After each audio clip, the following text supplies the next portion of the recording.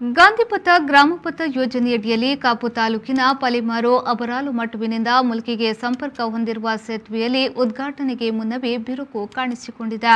ಈ ಬಗ್ಗೆ ಮಾಧ್ಯಮಕ್ಕೆ ಮಾಹಿತಿ ನೀಡಿದ ಸ್ಥಳೀಯ ಪಲಿಮಾರು ಗ್ರಾಮ ಪಂಚಾಯತ್ ಸದಸ್ಯ ಶಿವರಾಮ್ ಎಂಬುವರು, ಜನರ ಬಲು ಬೇಡಿಕೆಯ ಸೇತುವೆ ಇದಾಗಿದ್ದು ಇದರ ಉಸ್ತುವಾರಿಯನ್ನ ಪಂಚಾಯತ್ ರಾಜ್ಯ ಇಂಜಿನಿಯರ್ ಇಲಾಖೆ ಉಡುಪಿ ವಹಿಸಿಕೊಂಡಿತ್ತು. 2018ರ ಆರಂಭದಲ್ಲಿ ಆರಂಭಗೊಂಡಿದ್ದು 11 ತಿಂಗಳಲ್ಲಿ ಮುಗಿಸಬೇಕಾಗಿದ್ದರೂ ಕುಂಟುತ್ತಾ ಸಾಗಿ 3 ವರ್ಷ ವಿಳಂಬವಾಗಿ ಕಾಮಗಾರಿ ಮುಗಿಸಿದೆ. 150 ಮೀಟರ್ ಉದ್ದದ ಈ ಸೇತುವೆಯ ಮೇಲ್ಭಾಗದುದ್ದಕ್ಕೂ 2 ಬದಿಯಲ್ಲಿ ಬಿರುಕು ಕಾಣಿಸಿಕೊಂಡಿದ್ದು ಉದ್ಘಾಟನೆಗೆ ಮುನ್ನವೇ ಕುಸಿಯುವ ಭೀತಿ ಎದುರಾಗಿದೆ.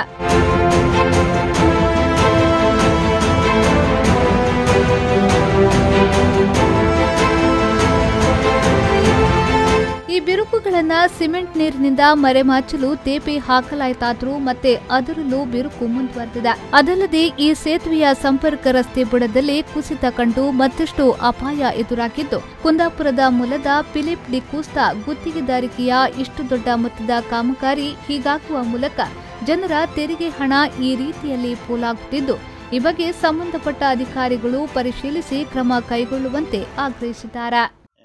ಅವರಾಲ್ ಮಟ್ಟಿನಿಂದ ಮುಲ್ಕಿಗೆ ಸೇತುವೆಯನ್ನು ಮಾಡಿದ್ದಾರೆ. ಮತ್ತು ಅದನ್ನು ಉದ್ಘಾಟನೆ ಕೂಡ ಆಗಲಿಲ್ಲ. 2 ಬದಿಯಲ್ಲಿ ಟ್ರ್ಯಾಕ್ ಆಗಿದೆ. ಅದರ ಬಗ್ಗೆ ಮೇಲಧಿಕಾರಿ ಮತ್ತು ಎಲ್ಲ ಅಧಿಕಾರಿಗಳು ಪರಿಶೀಲನೆ 7 ಕೋಟಿಯ ಪ್ರಾಜೆಕ್ಟ್ ಅದು. ಮೇಲಧಿಕಾರಿ ಬಂದು ಅದನ್ನು ಪರಿಶೀಲನೆ ಮಾಡಬೇಕೆಂದು ನಾವು ಕೇಳಿಕೊಳ್ತೇವೆ.